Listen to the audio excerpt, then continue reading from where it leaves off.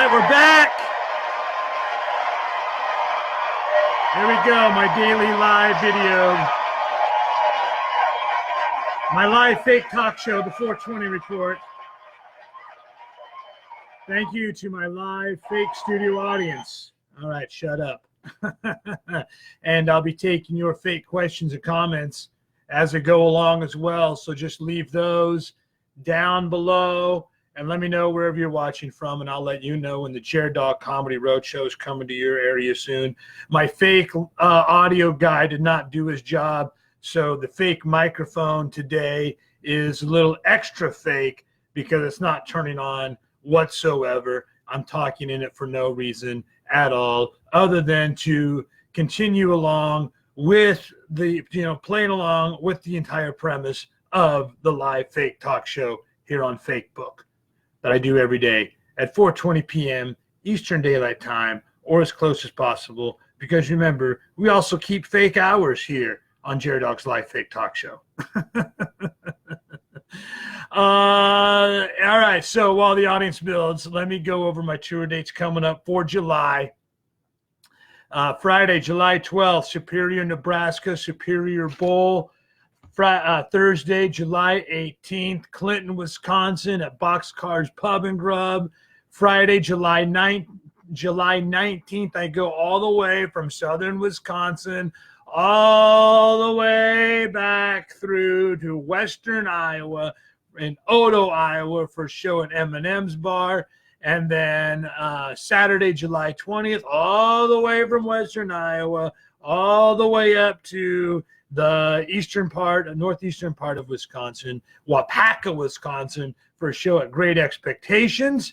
And then Saturday, July 27th, Deer Creek, Illinois, at Buddy's Bar and Grill. Bob LaFada checking in. Sounds like a great crowd. Yeah, it is. Very good crowd. Very good crowd. They died down there for a little bit. Very good. Thank you. All right. And thanks for the share, dude. Appreciate it, man. Wherever you're watching from, if you're so inclined, let me know where you are watching from, and I'll let you know when the JerDog Comedy Roadshow is coming to your area soon. Otherwise, just thanks for hanging out with me today during my live fake talk show.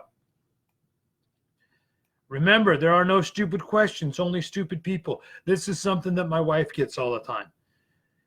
Is he funny at home?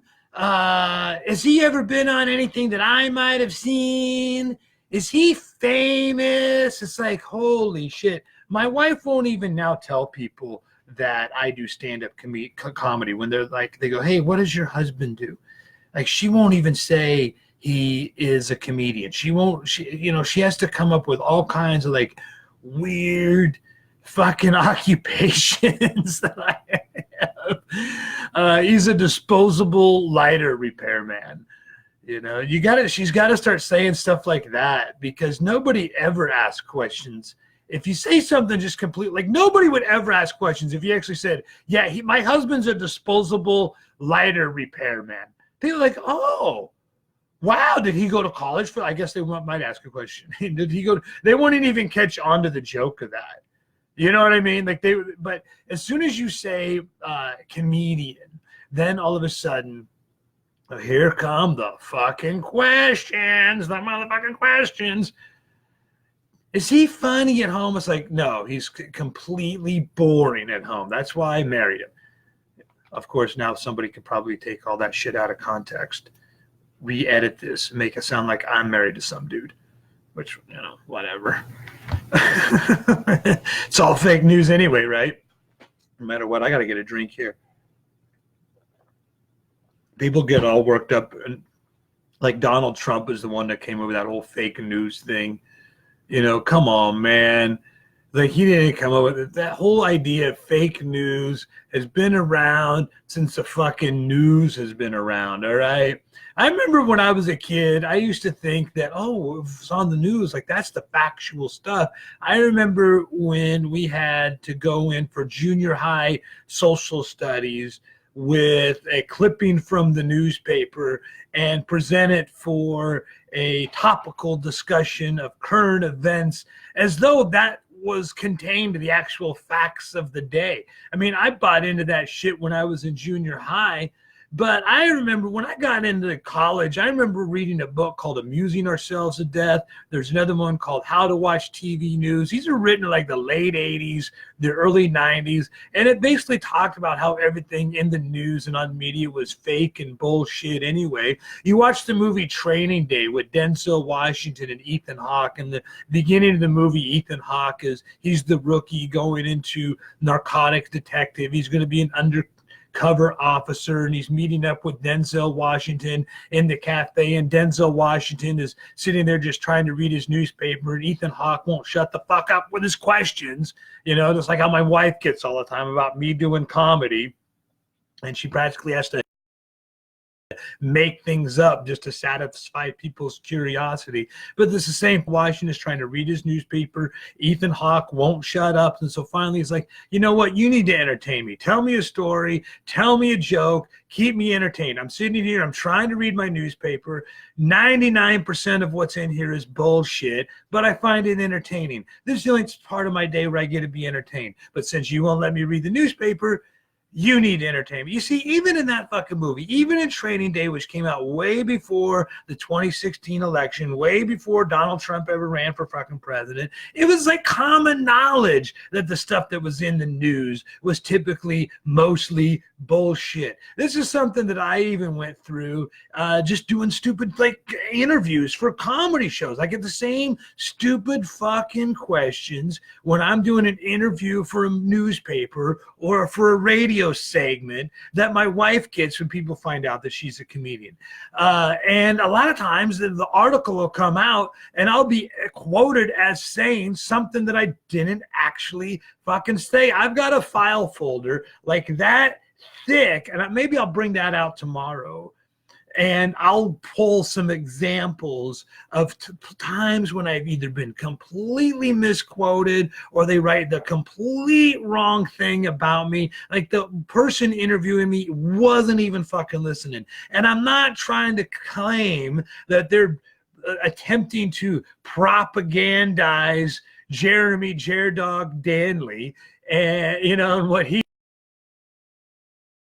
represents, which is pretty much just freedom of speech, which is why I love doing these really going on. And I don't have to worry about the censors of a fucking radio station. I don't have to worry about my words being misquoted and misconstrued for a newspaper article. They'll write like the lamest sentence, and then they'll say he joked, giving the impression that that's the fucking quality of jokes that I'm going to make if you were to come see the show that they're interviewing me about.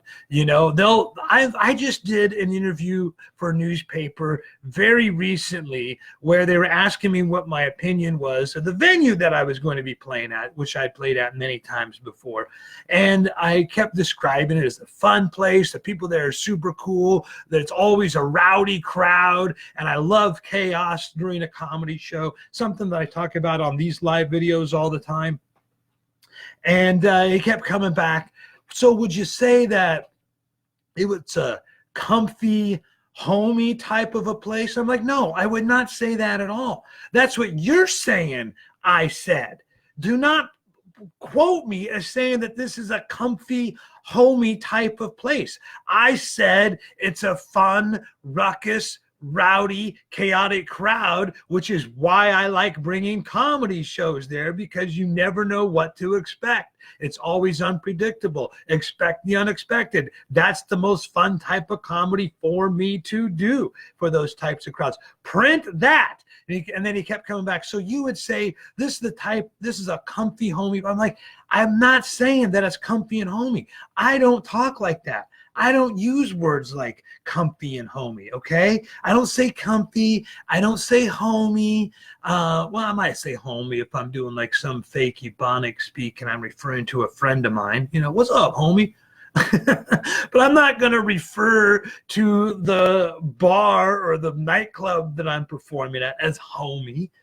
Yeah, that's not, to me, does not sound like a fun place to go if you want to blow off some steam and have a few drinks and share some laughs at a crazy comedy night. I want a homey place. I want a place that's ruckus, rowdy, and unpredictable, as whether I'm the performer going in or whether I'm the audience member going in to buy a ticket. You know, so don't fucking paraphrase what I said as comfy and homey. I don't say comfy. I don't say homey. I don't talk like that. All right. I don't refer to my underwear as undies. I don't refer to my boxer shorts as undies. Okay. I don't freaking talk like that. Please do, but they do it anyway. They'll print it in their. I will show you the stack of fake news that I have written about me. I'll bring it out tomorrow. I'll find a few good examples to show you if I can fucking find it in there somewhere. We had to make all kinds of room and clear all kinds of shit out in order for me to put up the live fake studio. You get all kinds of stupid questions like that. You get the stupid questions from the radio show hosts, and this is what really drives me crazy, is I'm the one that actually has to go out of my way to be on the radio show. You know, I ain't getting up at 6 a.m. to fucking call people and try to be funny. My wife gets the question all the time when her friends will find out, or people that she works with will find out that her husband does stand-up comedy. And one of the questions she gets all the time is like, oh, is he funny at home? Like, no, like a complete fucking drag at home. Like the only time I'm ever funny is when I got a microphone in front of my face. You know, and even half the time that's debatable, quite frankly. Okay, Bob LaFada, you got me. I do say panties sometimes. I will almost always refer to my wife's underwear as panties. That is 100% correct. You know, I'll refer to what I wear as underwear or boxers. She wears panties. All right. She definitely wears the panties in the house. 100% correct. Okay, you got me on that one. What were they even ranting and raving about? Oh, the radio show. The radio show stupid questions that I'll get. You know, so it's not that you're not funny it's just that you're not cracking fucking 4 or 5 punchlines every minute like you do when you're doing a full headline set at the JerDog Comedy Roadshow. You know, you go see a comedian at the Funny Bone. You go see a comedian wherever else. It doesn't have to be my show. Any comedian you see anywhere that's a legit road pro, you know, a good closing act. You say headliner is kind of a universal term, but what does headliner even really mean these days? It means the the person who makes headlines. And we've already discussed, even if you make the headlines, the bullshit they're going to write about you in the article underneath. So it's all fake. It's all horseshit. You get on the radio, I can't always do the jokes that I think will go over best, whether even for a lot of times that's like taking a microphone into the closet and telling a joke. And usually the radio DJ isn't even fucking listening, truth be told. You know, they're like that radio DJ in Wayne's World. And then they'll laugh like over the setup. You don't even got to the punchline yet, or they'll make up their own punchline as though it's some sort of comedy karaoke, fill in the blanks, comedy, like joke by number, not paint by number, where you fill it in yourself. It's fucking joke by number. You know, they don't ever do the research. They don't have any legit questions to ask you. What can we expect out of the show, JerDog? It's like, I'll tell you what to expect, man. And then I start going off on some rant, and I like to go unfiltered, unhinged, just off the top of my head. And that doesn't fly very well on the radio. You got the censors, you know.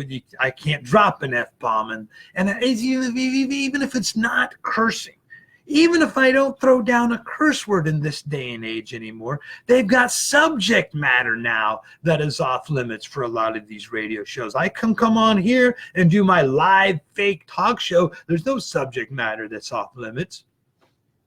You know, it's whatever the hell I want to rant and rave about, whatever I feel like you guys might be resonating with, and you can chime in with. Which, by the way, I will be taking your fake questions and comments if you want to leave them down below. And if you let me know where you're watching from, I'll let you know when the JerDog Comedy Roadshow is coming to your area soon. But right off the top of my head, real quick, Friday, July 12th, Superior, Nebraska, Superior Bowl. Thursday, July 18th, Clinton, Wisconsin, at Boxcars Pub and Grub. Friday, July 19th, Odo, Iowa, M&M's Bar. Saturday, July 20th, Wapaka, Wisconsin, at Schuler's Great Expectations. And then Saturday, July 27th, Deer Creek, Illinois, at Buddy's Bar and Grill. And then from there, I go on to play Daring Dirk Doubloon, a pirate in the comedy pirate swashbucklers, pirate comedy swashbucklers. And that is real news. If you have any questions, leave them below. Stupid or not. If they're stupid question, I'll just make fun of you a little bit. It's like the stupid questions that my wife gets, the stupid questions that I get asked when I'm doing the fake news interview for the fake newspaper about the show that I'm doing that week. And they're just going to print whatever bullshit they want to print, whether it's what I actually had to say or not, whether I'm doing the fake radio interview where they're asking me what they can expect to see out of the JerDog show that Friday night, but I can't really describe exactly what they're going to see because it's usually not the type of thing that plays very well on the fucking Soccer Mom station at 6 a.m. Like, is he funny? It's not that you're not going to be funny. It's just I like to be naturally funny in the moment as it strikes me, and otherwise just rant and rave about whatever I'm just thinking and feeling. And I think that's where the best comedy comes from, is like colorful language, colorful descriptions of your day, some crazy outlook based on some trivial tragedy, which we all experience on the daily basis. Those little minor frustrations that keep us up at night, the stuff that you go to work bitching about, the stuff that you come home from work bitching about. That's why we do live comedy. That's one of the best reasons to go out there, to help forget about all that bullshit, blow off steam, have some drinks with friends, and share laughs.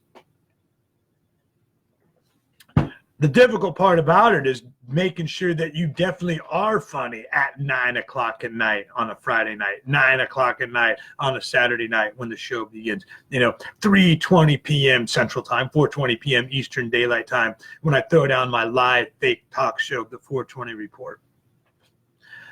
But at like 6 a.m., 6:30 in the morning, when I'm getting up to do the goddamn radio show, I'm going more out of my way for that than what the radio DJ is most of the time. They're just trying to record the next segment until they can get on with their fucking lame playlist of the greatest hits from the 50s, 60s, 70s, 80s, 90s, and millennium.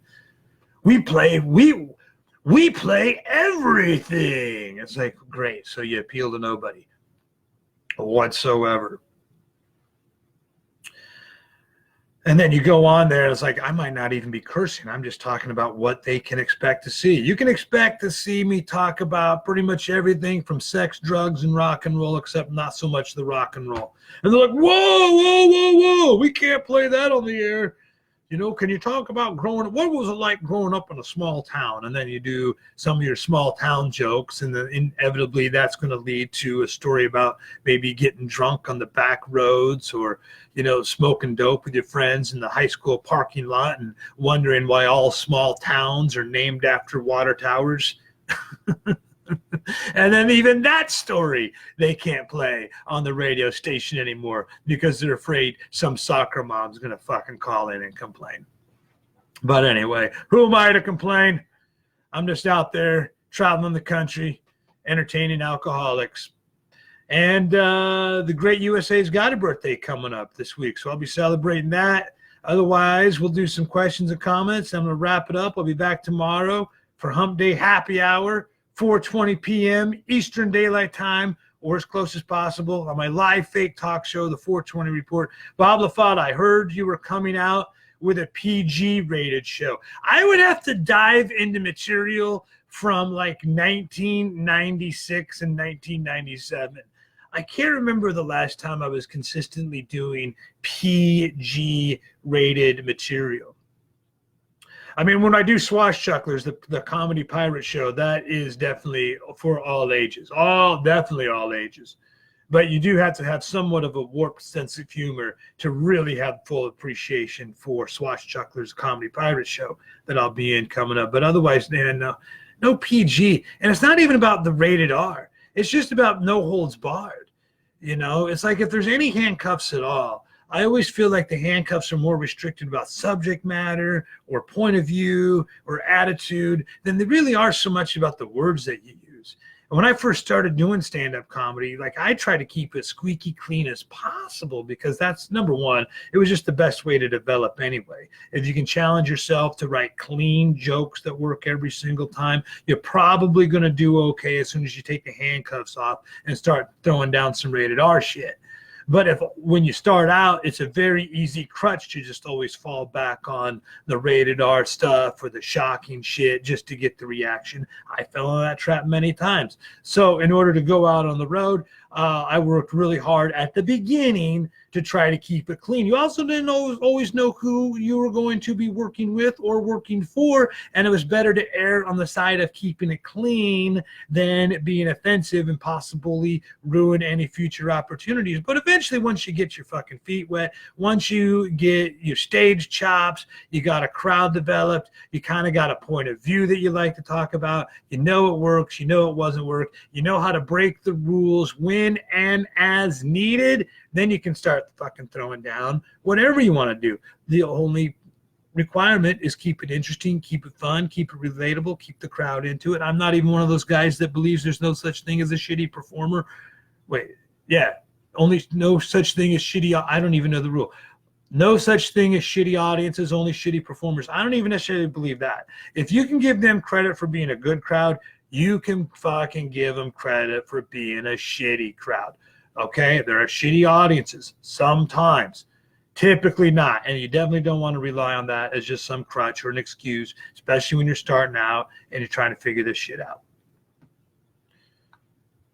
Jeremy Carris, okay, professional comedian chiming in right now. And I hate that I even have to say that, professional comedian, but people don't always know. We're not always famous. And that is one of the fucking drawbacks. One of the stupid questions my wife gets. Is he famous? Has he ever been anything that I've seen? It's like, yeah, you know what? Like I know every show, every movie, every radio segment, every newspaper article you've ever fucking read, every social media channel that you consume. Like I know them all. I know all the programming you consume that I can be able to pick and choose out of that inventory which one of those my fucking husband has been in. Like my wife has access to that information.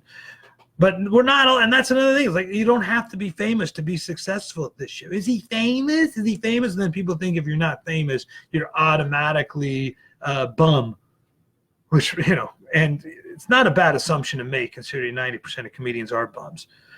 Even some of the ones that make money. Right, I started dirty, doing some cleaner as I get older. See, we've all got a different way of doing it. I actually started dirty as well because I wasn't necessarily getting into it when I first started as a potential profession. I kind of got into it as a joke, as a dare, and I didn't really even know what I was doing. It was as I went up and I decided that, yeah, this is definitely what I want to make my living doing. Then I started being a little bit more strategic about it. And you also don't necessarily know what your voice was when you're young, man. I started out, I was like 19, 20 years old. You don't even necessarily know what's going to work for you. You know, you're 20 years old. There's some crowds that, like it or not, like it's not even that they're offended. It's like, why are you up there talking about your sexual escapades? We know you've got fucking all of 4 years of experience, and why are you up there talking about, you know, like, and although at the time pretty much all I had was beer and dick jokes. All right, what Susan said, accept the word stupid. Ugh. Yeah, you see, everybody's got their own stupid word that they're triggered by. Some people are like, oh, you can say the F word, you can see the C word, you can say the other C word, you can say any curse words, you can say this, you can say, oh, I don't like the word moist. As long as you don't say moist, then everything is just fine. You know, it's like, as long as you don't say stupid, as long as you don't say idiot, as long as you don't say retard, like everybody's got their fucking word that they don't like. And how can I possibly know all those words? And then if these words are not going to be off limit and everybody's got a word that they think should be off limit, then that pretty much makes all words off limit to somebody at some point, somewhere, in which case I now see it as all words are fucking fully on limits. They're total, all words are fair game. You know, the only thing we have as comedians to use as tools in order to do our job is motherfucking words. Stupid words or non-stupid words. It doesn't fucking matter. Because like I said, there are no stupid questions, only stupid people. And here's the difference. People get worked up. Here's the thing. We all have these ranges of ignorance, dumbness, and stupidity that we go through. Okay, one of the good things about stupidity, it makes you smarter. You know, the stupidest shit I ever did in my life, I fucking learned from, like getting a DUI in Charleston, Indiana.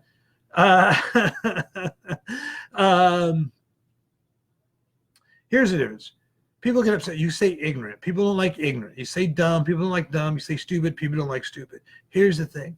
If you've never seen a light socket before, like let's say you grew up in like the Amazon jungle. You don't even know anything about electricity.